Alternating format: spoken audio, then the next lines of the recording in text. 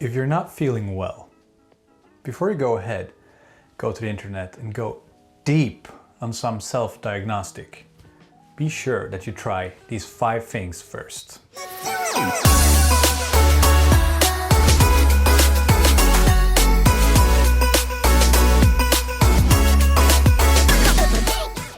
Hi, I'm Mike, and on this channel, I'm sharing my experiences and my experiments with things that have helped me obtain a better health. Today we're talking about fundamentals. 5 basic things everybody should do for their health. I have a history with a lot of struggles. I've had back pain, lower back pain. I've had neck pain. I've had a lot of stress-related issues. I haven't felt I've been stressing so much, but I have so many physical manifestations of stress. I felt my whole body being tensed. I've had very strange inflammations going on all over, rashes, pains behind the eyes, really strange symptoms coming up. I've had confidence issues, and I've had a lot of gut issues. A lot of issues with my stomach region led me to a million experiments. As they say, disease starts in the gut. So I've gone through a lot of issues during the last 15 years. And I'm the kind of person who goes deep. I research the hell out of it, and then I experiment on myself. I'm very aware that everybody is individual and everybody responds differently to different treatments. And I'm not the person to say, this is right for you. But I am willing to say, this worked for me. I tried this and this and this, and this is what happened to me. And I'm sure that everybody will have a different response. So what I want to do is share my experiences, share my experiments, and then I want you to try and see how it works for you. So I work as an IT consultant. I'm a programmer.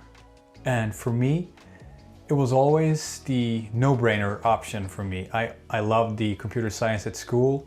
I loved computer graphics. I loved design. I loved coding. And for me, coding became the way to be creative. I kind of paint with code, and I really like the creative output. I've been working with this for like 12 years. And during the last years, I felt less and less satisfied. I feel that I'm not really contributing. I'm not doing this for anybody. I'm doing this for a company, and sure, they will benefit, but all this knowledge that I've gained, everything that I've learned, it's not coming out. And I feel I'm not really contributing, and I feel I'm not giving value to the world. I believe that every person needs to feel needed and wanted. So because of that, and because I feel like I've been consuming my whole life, I've been listening to so many podcasts, so many audiobooks, read so many books, so many articles, tried so many experiments, and it's all staying inside. I really felt like I really want to give something to the world. I want to start contributing. It will give me a sense of purpose and will help me feel more fulfilled. So I discovered a lot of really cool things when I worked on my own health. Like, for example, when I found a solution that removed the pain from my back, I was like, wow, I want to give this to everybody. And a lot of experiences that I've had, I just want to share it with everybody. And that's one of the key drivers why I started this. All right, let's get into today's topic. Here are 5 things that everybody should do for their health. Number 1, make sure that you drink enough water. I'm sure you've heard this a million times, but it is so important. So many times when I feel that something is a little bit off, I don't have the energy that I usually have, or I feel not motivated, try to drink a few glasses of water. Wait 30 minutes to 1 hour, boom, there might be a significant difference. It happened to me so many times. I feel something is off, I drink a lot of water, and boom, I feel so much better. So it's really hard to say exactly what is the perfect amount of water you should be drinking every day. And I think it varies depending on what you do, what you're eating, and so on. I think it's better to try. Drink more water and see if you feel better. The good thing is that all excess water goes out, right? So it's better to have too much than too little.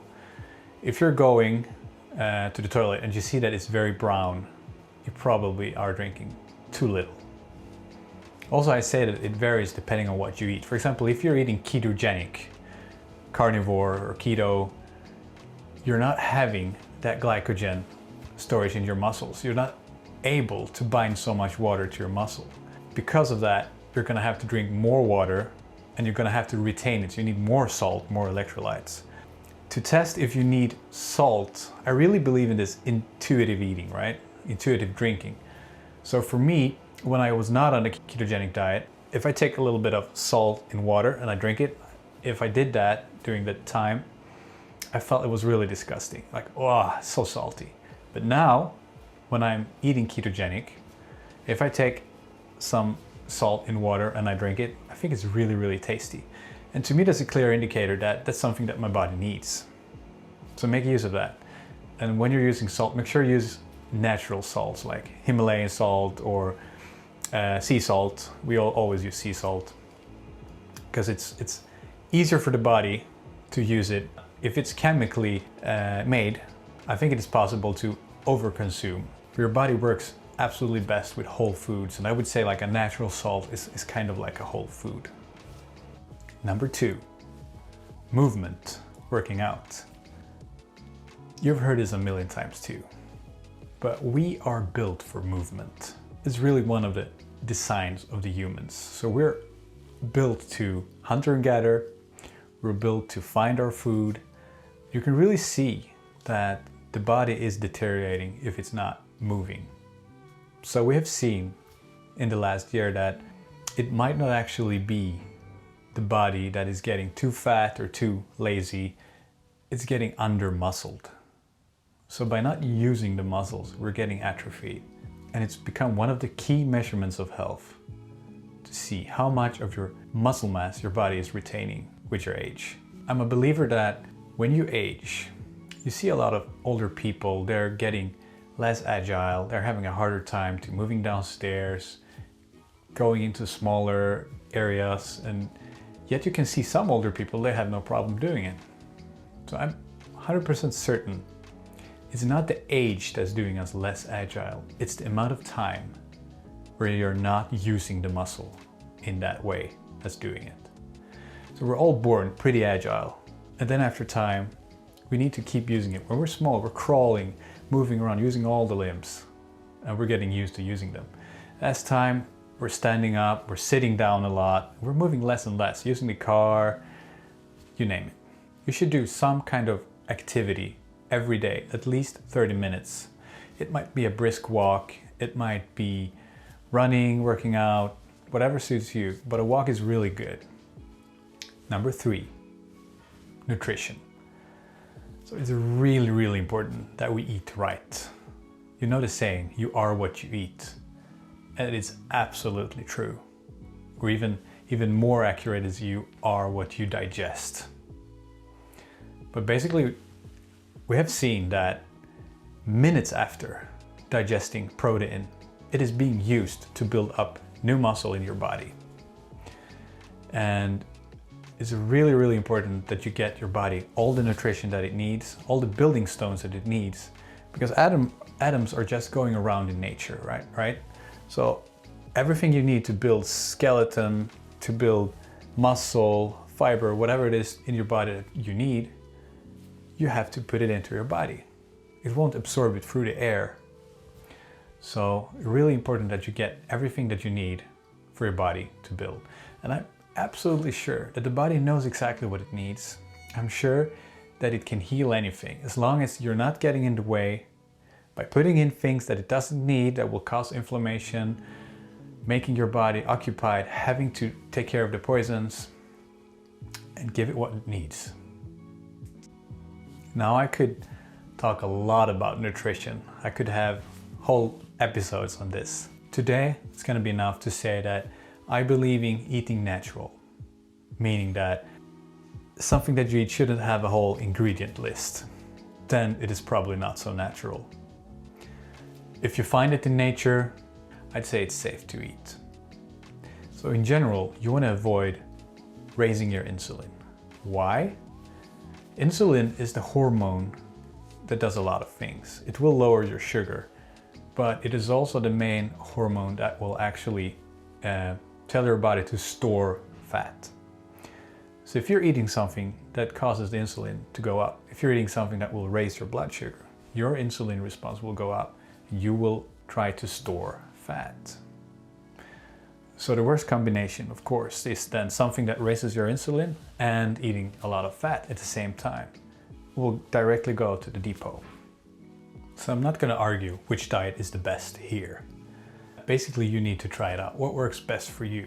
For me, if I eat a lot of carbs, I know that my mood will go up and down. I will have crazy cravings for different kinds of foods. If you're not feeling well and you're thinking of doing something drastic, you've tried it all. Have you really tried skipping sugar? Have you really tried skipping alcohol? Because those things, they will give you issues, especially if you have other issues at the same time. It will not let your body rest. So try that first. Number 4, sleeping. Yes, this is really, really important that you sleep well and long enough. So sleep is where all the recovery happens. So everything that you learn during the day, everything that you take in, and we take in a lot. Everything that we see on the phone, all the screens, everything at work, all the conversations, everything we learn has to be digested. It has to be sorted and stored somewhere, and that is where we sleep. So important. All the physical regeneration, all the recovery, all the strength gains. You might spend a lot of time in the gym waiting for the gains, but it happens when you sleep. This is so crucial. There is a reason why humans spend a third of their life sleeping. So make sure that you not only get enough, and enough is usually between 7 to 9 hours, but that the quality is good. Do you feel rested when you wake up? Is your mouth dry? So I've done a lot of hacks to improve my sleep. So for example, I have a really hard time breathing through my nose because it's always stuffed, it's very narrow and so on. And breathing through your nose during your sleep will give you a lot better sleep. It gives you more oxygen, it doesn't dry your mouth because all that air that comes in through your nose is already filtered and moistened. So it's a lot better for you. So what did I do? So I bought this little thing that you put here that will expand. It's like a plaster. You just put it on, will lift up and will allow you to breathe. Really good to have. Also I use tape, mouth tape, and I use a simple 3M silicone. Just tape it over like this. And that's enough for me to, if I would wake up in panic, I could still breathe through my mouth, but it will not make me open my mouth. So I will breathe through my nose the whole night. Another hack I use is to really darken the room. It's really important. When there is light, it signals your brain. There's a lot of talk about blue light, red light. I think that all light somehow signals your brain that there is activity going on. If it is completely dark, you will have a lot easier to sleep.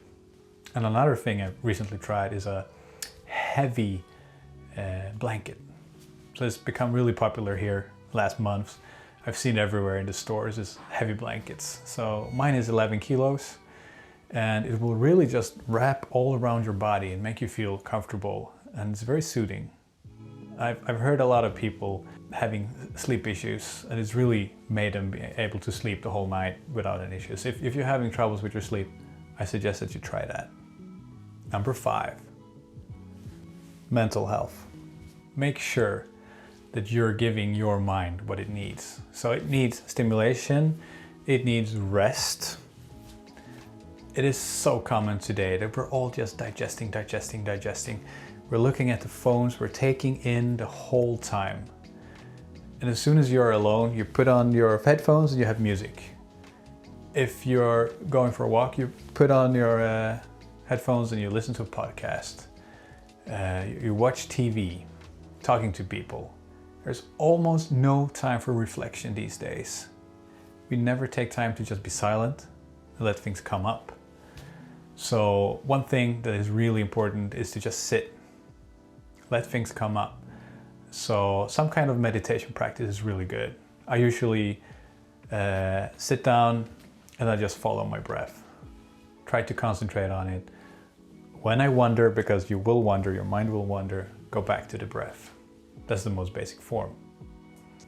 Also make sure that you have some goal, that you have something to strive for. If you're just going up, going to work, and then come home and there is nothing more, it's going to be really hard to feel motivated and feel like there is more to it. So I, for example, started this channel to feel like I have more to give, that there is more to life. Because I just can't go to work and do only that. You gotta do something that inspires you, something that makes you feel happy, feel that fire inside. And if you don't know what it is, try things. Try a lot of things until there is something that you feel is really fun. You can also think back when you were young. What did you like to do? Did you like to draw? Did you like to sing? Did you like to play? Did you like to climb trees? It's okay to do as an adult. Try to find something that will spark your interest and make you feel that fire. We all need that. That's all that I have today. So try to combine these. If you have some issue, make sure that you're following all these first. Because you might spend a lot of time trying to cure something when it's just water, or you're not sleeping enough, or you're not moving. A real pro tip is to do walks. A walk is good because you will nail 3 of these things. So you will have the mental clarity, you will go and you will allow your thoughts to come up. If you walk in nature and it's silent, bring a bottle of water, zip that during the same time, and you will get the movement. So thank you for today, and if you like this video, give me a thumbs up, consider subscribing, and I'll be seeing you in the next video. Ciao.